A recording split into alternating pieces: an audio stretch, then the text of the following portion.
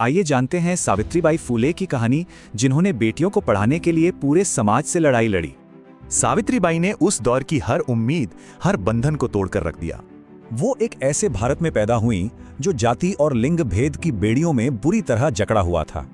अशिक्षित बाल वधू थीं, पर उनकी किस्मत तब बदली जब पति ज्योतिराव ने उन्हें पढ़ाना लिखाना शुरू किया।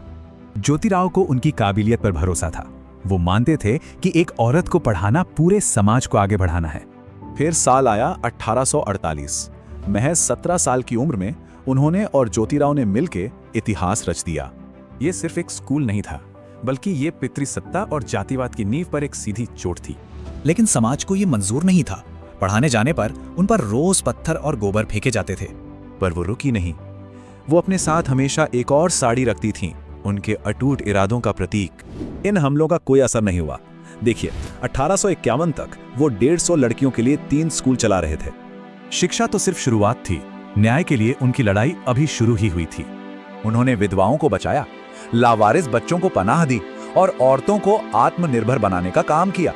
1873 में उन्होंने बनाया सत्यशोधक समाज, जाति के नाम पर हो रहे अत्याचार के खिलाफ एक सीधी जंग। ये समाज तर्क पर जोर देता था और अंतर जाति विवाह करवाता था, जो उस वक्त सोचना भी मुश्किल था।